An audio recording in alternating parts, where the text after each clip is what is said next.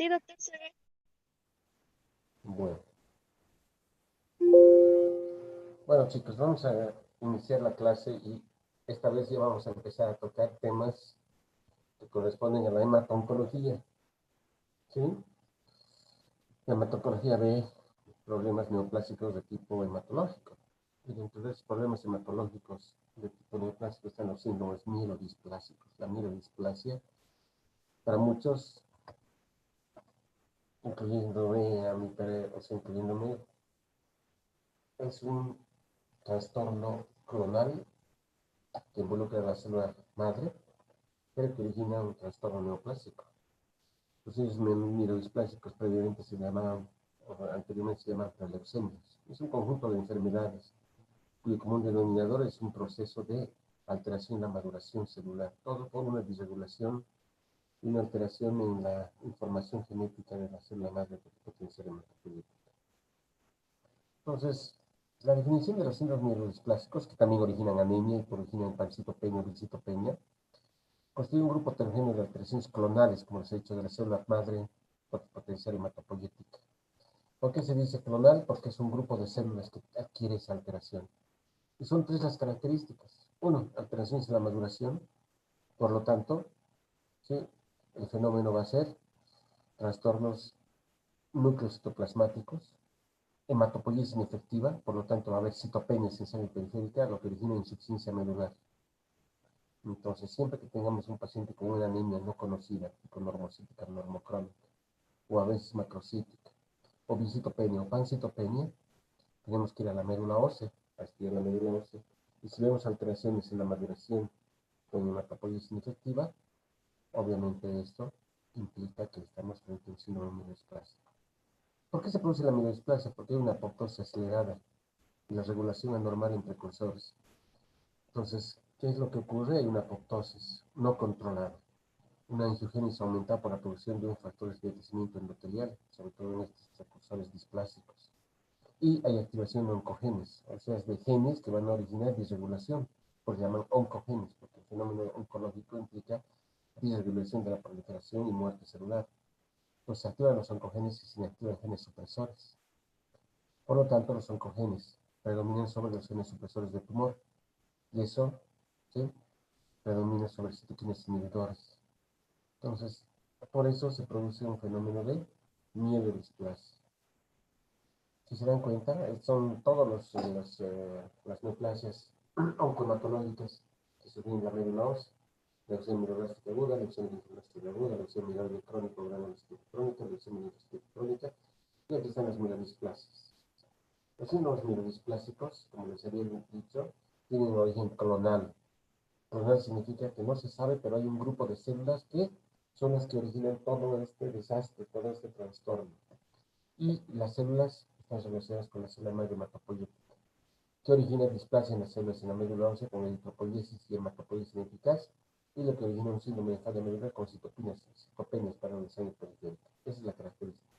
Entonces, por eso cuando hablamos de anemia normocítica normocrónica A regenerativa con trastornos en la médula, una de las causas son las mielodisplasias, grupo heterogéneo de trastornos hematológicos donde hay una alteración en la maduración, en la regulación de la apoptosis, en la proliferación celular, ¿sí? Y lo que origina, como les había dicho, citopenias. Esta es la incidencia, 6 a 10 casos por cada 100.000 individuos. Y generalmente los signos mielodisplásicos tienen mayor prevalencia conforme aumenta la edad. Son enfermedades de la tercera edad. Es muy raro que en jóvenes exista síndrome mielodisplásicos. Existe, pero es muy raro. La edad promedio de presentación de los síndromes mielodisplasicos es 65 años. De ahí que cuando veamos una citopenia en un varón o en una mujer de tercera edad, siempre debemos que pensar en una posibilidad de mielodisplasia. ¿Por qué? Porque es más frecuente en el adulto mayor, porque aumenta la expectativa de vida y conforme vamos envejeciendo, les había dicho, la reserva medular y sobre todo los fenómenos de envejecimiento predominan sobre, ¿sí?, la médula ósea. Muchos síndromes mielodisplásicos sobreviven después de quimioterapia, se llaman síndromes mielodisplásicos secundarios. Hay sobrevivientes de cáncer de mama, de cáncer de algún otro tipo de cáncer o de tumor sólido que después de unos años desarrollan mielodisplasia. También la quimioterapia. y el trasplante pueden originar como en forma secundaria mielodisplasia, ¿sí? Hay un montón de medicamentos quimioterápicos, el topóxido, y los alquilantes orales como la ciclofosfamida, la ifosfamida, pueden originar neoplasias secundarias. Y dentro de las neoplasias secundarias tenemos síndromes mielodisplásicos años después. ¿Cuáles son sinónimos de mielodisplasia? Se conocen como preleucemia, anemia disminupoyética, leucemia mieloide subaguda, anemia refractaria, anemia cerebrástica idiopática, o sea, tiene todos esos sinónimos. Muy bien. Esta diapositiva ejemplifica claramente lo que es una mielodisplasia. Primero, se produce en individuos de tercera edad. La característica es una alteración de la médula ósea, de la maduración. A diferencia de la aplasia medular que vimos ayer, donde existe aplasia o ausencia de precursores, en los síndromes mielodisplásicos existe una médula ósea hipercelular, es decir, está llena de precursores. Pero esos precursores tienen alteraciones en la maduración nucleocitoplasmática. Si ustedes ven aquí, por ejemplo, hay una célula que tiene también nucleol, es una célula muy madura, que está presente y se hace visible en la médula ósea y tener un proceso de disregulación en la maduración y la proliferación celular. Es como tener una fábrica, ¿sí?, de zapatos. Lo que tiene es materia prima, pero la materia prima es deficiente, por lo tanto se fabrican zapatos, pero son zapatos de mala calidad. Lo mismo, las células de mala calidad. Y como son zapatos de mala calidad, no van a salir a la circulación. ¿Por qué? Porque el control de calidad dice estos zapatos no pueden salir. Y en los mercados hay una ausencia absoluta de zapatos. Lo mismo. La médula ósea está llena de precursores hematopoyéticos inmaduros, ¿sí?, con alteraciones en la maturación nucleocitoplasmática, pero en la célula periférica hay citopenias. ¿A qué se debe este trastorno clonal? Si se dan cuenta, a la participación o alteraciones citogenéticas, sobre todo que involucran el cromosoma 5, cromosoma 7 y cromosoma 8. Por ejemplo, aquí vemos una pérdida del brazo largo del cromosoma 5, 5Q menos, una pérdida del brazo largo del cromosoma 7, y los cromosomas trisomía 8. Hay 3 cromosomas 8. Y todo esto está presente en el núcleo, ¿sí?, en el núcleo de las células madres de metabolismo, que ven que las células hijas, ¿sí?, heredan esta alteración citogenética, ¿sí? Esa es una característica. Por lo tanto, ¿sí?, existen factores pronósticos que nos van a decir si un síndrome mielodisplasico tiene un comportamiento relativamente benigno o rápidamente va a evolucionar a una leucemia secundaria y va a ser muy grave y el paciente va a fallecer, porque los síndromes mielodisplásicos secundarios, ¿sí?, generalmente que tienen mal pronóstico, ¿sí?, hace que la persona fallezca en corto tiempo por un síndrome de falla medular. Si se dan cuenta, los factores de buen pronóstico son la hipercelular medular y la citopenia periférica presente en una o dos líneas celulares, nada más. Si hay anemia solamente y no hay leucopenia trombocitopenia, tienes mejor pronóstico. Pero si tienes pancitopenia con las tres series afectadas, y tienes una hipercelular medular muy abundante, con muchas células anormales, esto tiene peor pronóstico, sobre todo si estas células, al estudiarse en un fenotipo, tienen alteraciones citogenéticas que involucran el cromosoma 5, cromosoma 7 y cromosoma 8. Eso se puede ver. Nosotros mandamos al laboratorio para que se hagan estudios citogenéticos para saber si esta mielodisplasia es por tiene este tipo de alteración. Como les había dicho, el fenómeno de disregulación y alteración de la maduración se hace visible morfológicamente. Y esto es lo que se ve en sangre periférica. Por ejemplo, vamos a ver anomalías de los polímeros nucleares con hiposegmentación. En lugar de que haya segmentados normales con 4 o 5 segmentos, aquí vamos a ver solamente 3 segmentos. Va a haber anomalía en los glóbulos rojos, mucha poliquinocitosis, anisocitosis y así incluye la maduración con macrocitosis. Y hay anomalía plaquetaria, miren una plaqueta gigante del tamaño de un glóbulo rojo. Por lo tanto, la mielodisplasia es una anomalía del proceso de maduración o de la hematopoiesis de una, dos o tres linajes mieloides. Acuérdense, los polímeros nucleares granulocitos, los glóbulos rojos y las plaquetas, ¿sí?, son descendientes de una célula madre comprometida con linaje mieloide. Entonces, la mielodisplasia altera, por eso se llama mielodisplasia, altera el ácido mieloide. Muy bien, esto, si bien todavía está vigente, cada vez viene a estar en desuso. Sin embargo, es importante que ustedes conozcan cómo se definen los diferentes grupos de síndromes mielodisplásicos. Cada una de estas es una variedad y es una enfermedad diferente. El grupo franco-americano británico, se llama FAB, franco-americano británico, en 1980 80, fíjense, casi 40 años, ha definido claramente, ¿sí?, cuáles son los síndromes mielodisplásicos.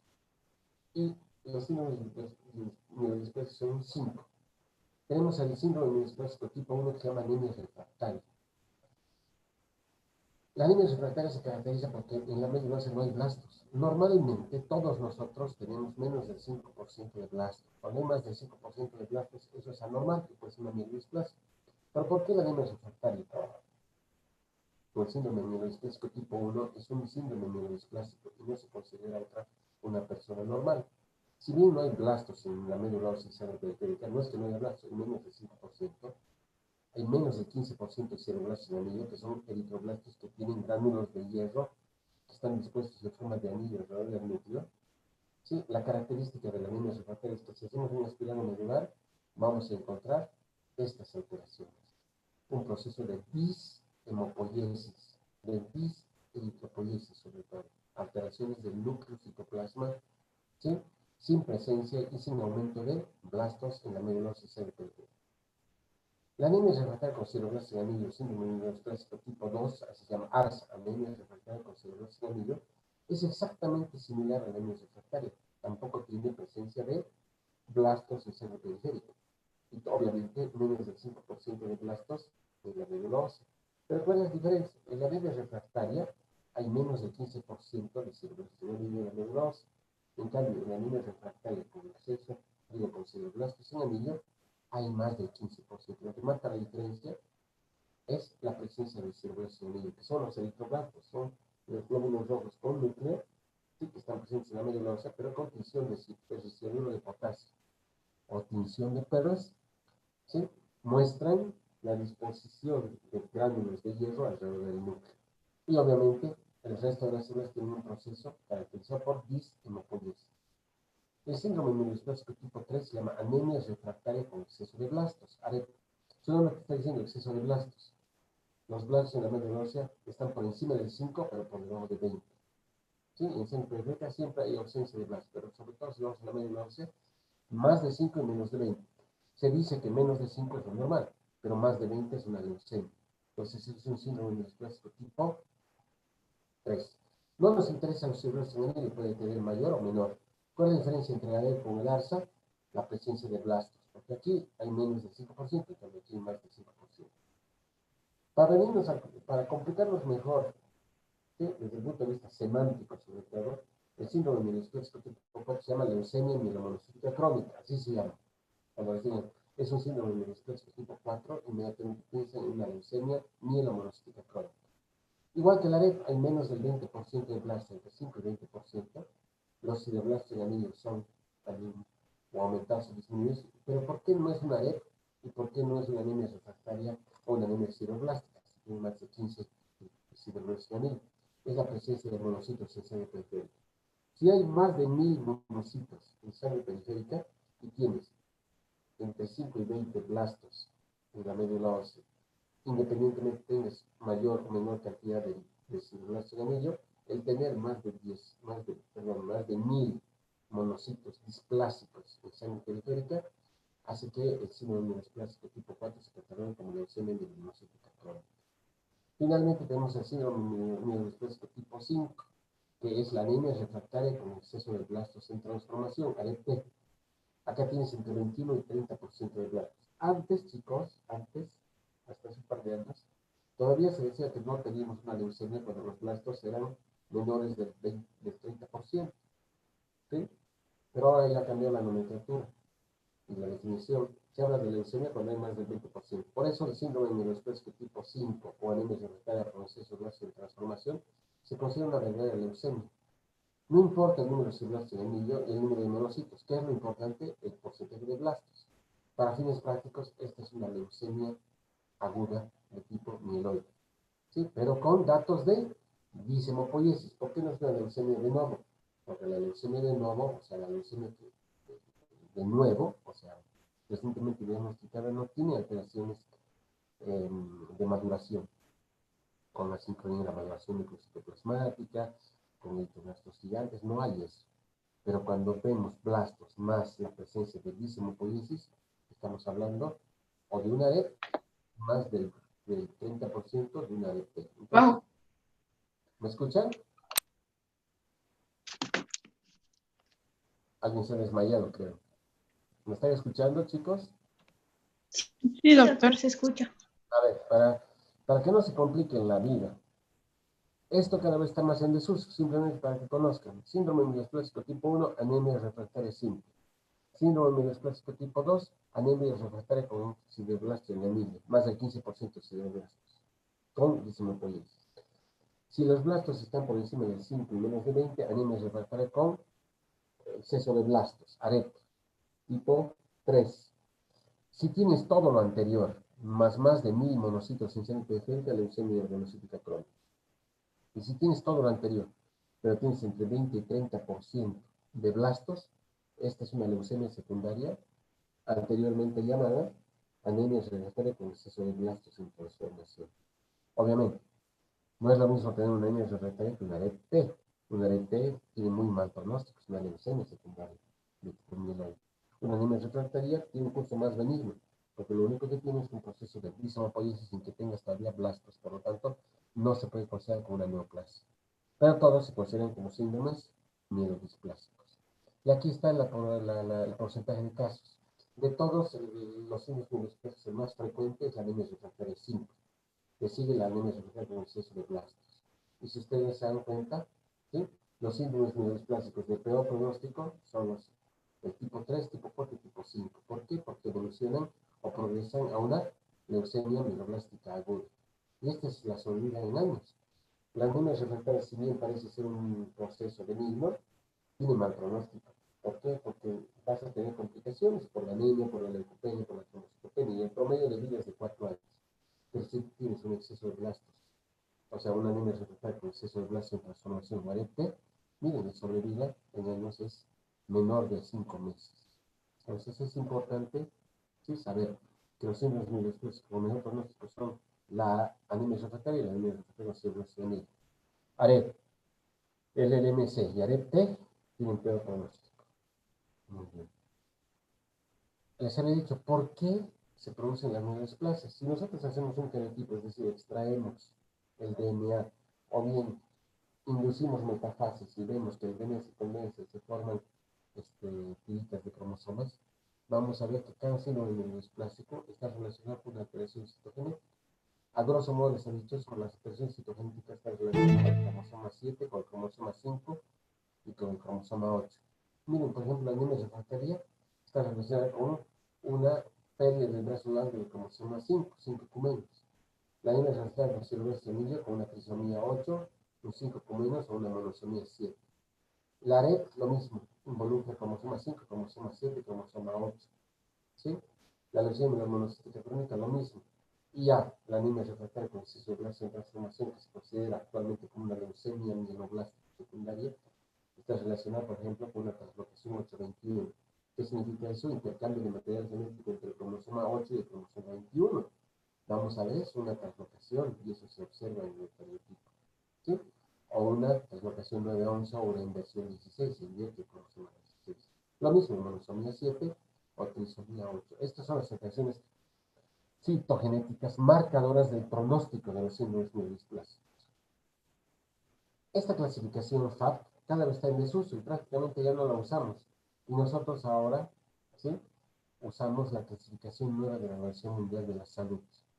La Organización Mundial de la Salud nos dice que los síndromes mieloplásicos se consideran como enfermedades clonales de novo y se clasifican en los siguientes grupos. La anemia refractaria, que sigue manteniendo ese concepto de menos del 5% de blastos, dishemopoiesis, y no importa, o sea, y menos del 15% de blastos en anemia. Lo importante es que este síndrome mieloesplásico tipo 1 anemia refractaria tiene alteraciones en la maduración nucleocitoplasmática, dishemopoiesis. Luego tenemos la anemia refractaria sideroblástica, se llama.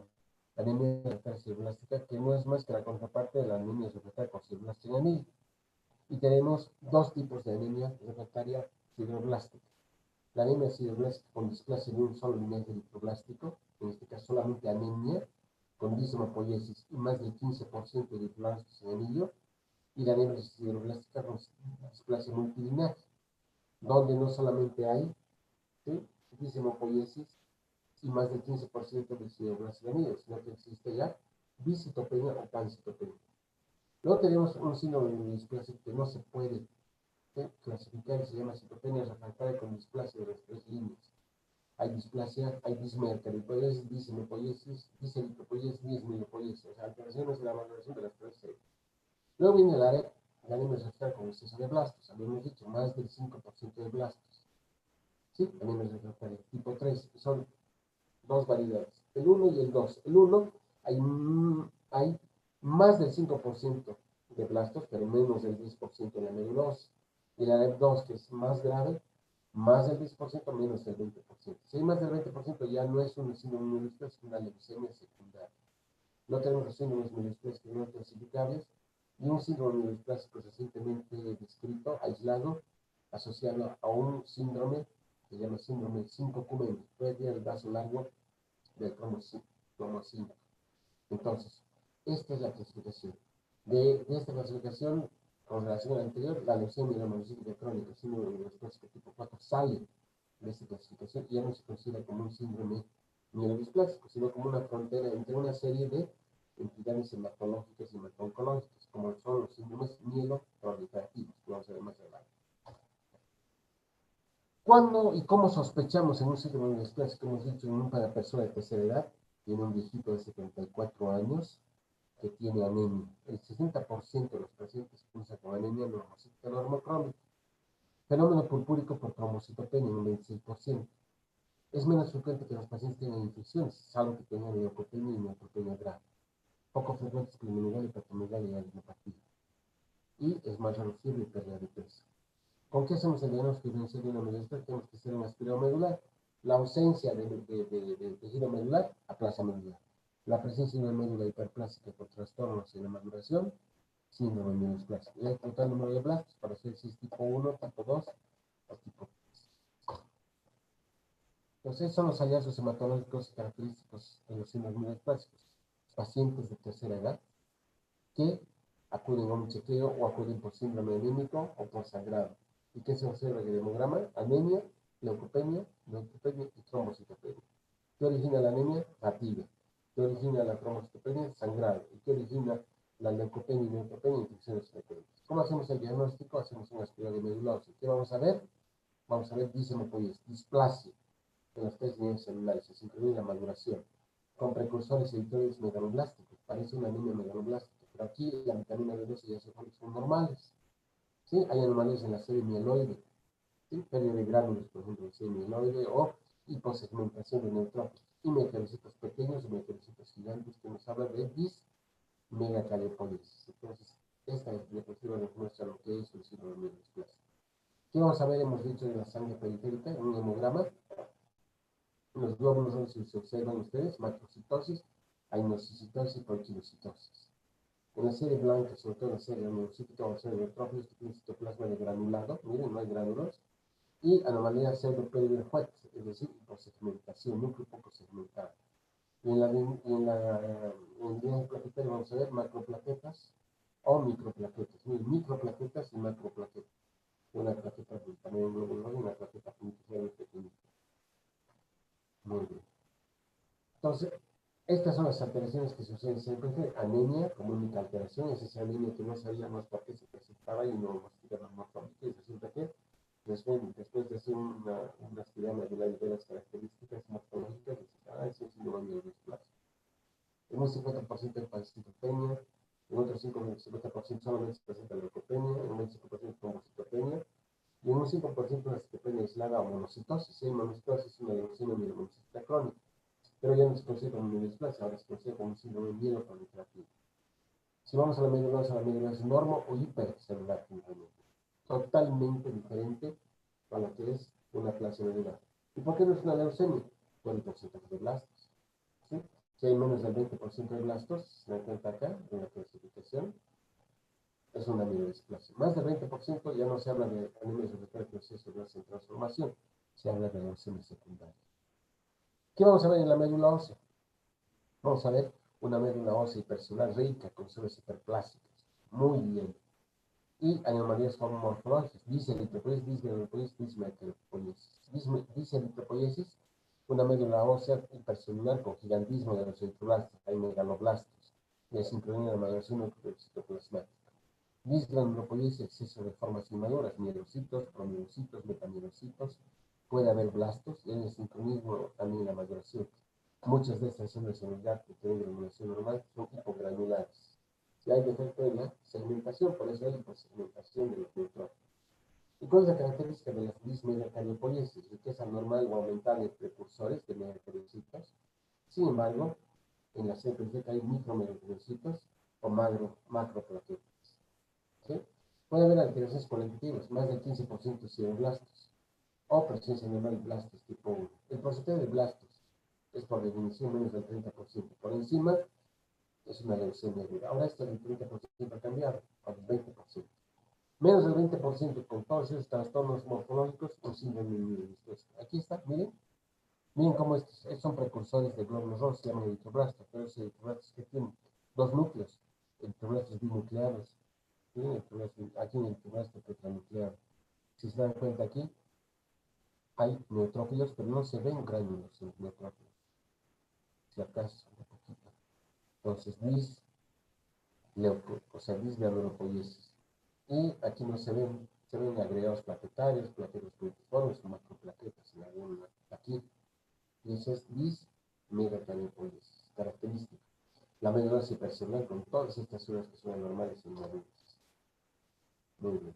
Cuando uno tiene un síndrome mielodisplásico, quiere saber cómo le va a ir, porque hemos dicho que los síndromes mielodisplásicos se consideran como preleucemias, y eso es cierto, porque hay un alto porcentaje de pacientes que van a evolucionar seguramente a una leucemia mieloblástica secundaria refractaria que no va a responder al tratamiento. Entonces, tenemos que echar la mano de los factores pronósticos, de acuerdo al índice internacional de pronóstico. Entonces, cuando tenemos un síndrome mielodisplásico, no importa cuál fuese no importa cualquiera de estos, anemia refractaria, anemia sideroblásica, anemia con exceso de blastos, o AREP, lo que nos tenemos que preguntar es 3 parámetros para ver si tienes mejor o peor pronóstico. Y le das una puntuación que va de 0 hasta 2. 1, el porcentaje de blastos de la médula ósea. Menos del 5%, 0. 5 a 10%, 0,5. 11 a 20, 1,5. Y más de 20, aquí 20 a 30, 2 puntos. El cariotipo va a depender mucho. El cariotipo lo hacen los laboratorios de citogenética y te reportan. Si es normal o solamente tiene una pérdida del brazo ángulo como C más 5, tiene mejor pronóstico. Intermedio o bien alteraciones en 3 series, en 3 cromosomas. Cromosoma 5, cromosoma 8 y cromosoma 7. Le das un punto. Dependiendo si hay citopenia, si solamente hay anemia, solamente hay trombocitopenia, 0 o 1 punto. Pero si hay pancitopenia, 2 a 3. Y de acuerdo a eso vas sumando. Cuando tienes 0 puntos, riesgo muy bajo. La sobrevida a 4 años, ¿sí? Si se dan cuenta, ¿sí? Es más larga. Casi 5 años están bien. Intermedio 1, 0,5 a 1. Intermedio 2, 1,5. Y alto, más de 2,5. La sobrevida hemos dicho medio año. ¿Sí? En ese escrito. Muy bien. ¿Qué es lo que hacemos cuando tenemos el diagnóstico de un síndrome mielodisplásico? Hemos hecho cariotipo, hemos hecho una espiral medular, tenemos que enfocar el tratamiento. El objetivo puede ser tratamiento sintomático o bien tratamiento hasta quimioterapia y trasplante de médula ósea. Eso va a depender mucho del tipo y las características del paciente. Si es asintomático, solamente vigilar y hacer simplemente hemogramas frecuentes.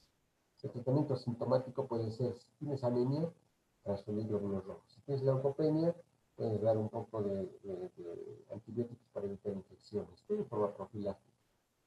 Y si tienes plaquetas bajas, si tienes menos de 10.000 plaquetas, transfusión de plaquetas. Puedes dar factores de crecimiento que tenemos en el macrófago o andrógenos, intentando mejorar ese proceso de proliferación y migración celular. Miren, en el riesgo alto, la idea es erradicar la clona y restaurar la hematopoiesis normal, y eso se hace con trasplante, ¿sí? O con quimioterapia intensiva, tratamiento combinado con medicamentos como la 5-acecitilina y la venlamustina. La 5-acecitilina, ¿sí? es un hipometilante. No existe, por lo tanto, tratamiento específico. Es una de las enfermedades que más graves y más ingratas, porque tienes el paciente con anemia y no le puedes hacer nada. Si acaso transfundirle, porque alguna vez pueden responder a andrógenos, factores de crecimiento, lipoproteínas, retinoides, algunas vitaminas como la vitamina E, vitamina C, interferón, corticoides, talidomida, linoleuronina, 5-acetilina y decitabina. Actualmente las 5-acetilinas de decitabina parecen tener un efecto promisorio, ¿sí? O bien podemos hacer quimioterapia, ¿sí? Con dosis altas de decitabina y papoteca, y las tasas de respuesta no superan el 30%. Podemos dar diferentes esquemas de quimioterapia. Hidrarubicina, fludarabina, fludaramacilrubicina, papotecan, citarabina, ciclosporina. Es importante de pacientes, y si ustedes ven más de 72, desde 15 a 72% de pacientes en respuesta completa. ¿Sí? Esta es la mortalidad. Obviamente, lo que se busca si el paciente es joven, menos de 60 años, y está con una buena respuesta después de la quimioterapia, lo que tenemos que hacer es trasplante mielorrelativo halogénico. ¿Sí? El trasplante autólogo no tiene mucha relevancia. Y como son viejitos, muchas veces me dicen, no lo voy a trasplantar, tiene 80 años, entonces en los pacientes pueden trasplantarse con terapia no mielorrelativa. Esa es la mejor opción. Miren aquí están los autores y aquí están los signos mieloesplásicos, ¿no? Mieloesplasia, la mediana edad, 59 años, 50 años, 55 años. Y aquí están los medicamentos, la combinación de medicamentos que se da y el seguimiento, el porcentaje de respuesta. Entonces, para que ustedes vean, ¿sí? El seguimiento, más o menos hasta el año, ¿no? Pero las tasas bajísimas, del 13%, 31% de alcanzar respuesta sobre la enfermedad. ¿Sí? Lo que más aparentemente tiene el pronóstico es la combinación de la sulfán, seguido de clomín, de clomina de timocito, en clases. Podemos utilizar cianotransretinoico o amifostina, que son otros medicamentos que están relacionados con inhibir esa planta.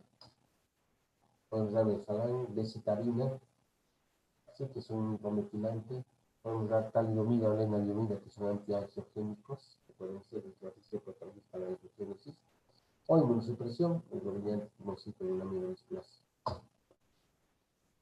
Sí, podemos dar inhibidores de la farnesyltransferasa que modula señales de síntesis de proteínas celulares.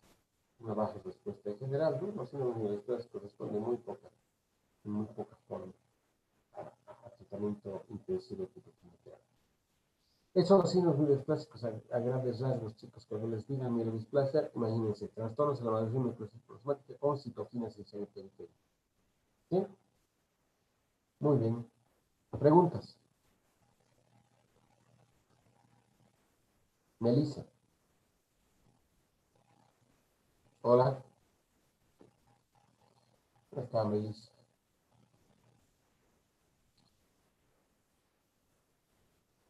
¿Han oído todo, chicos, o están pensando en su examen de mañana? La Milet. Sí, hemos oído, doctor.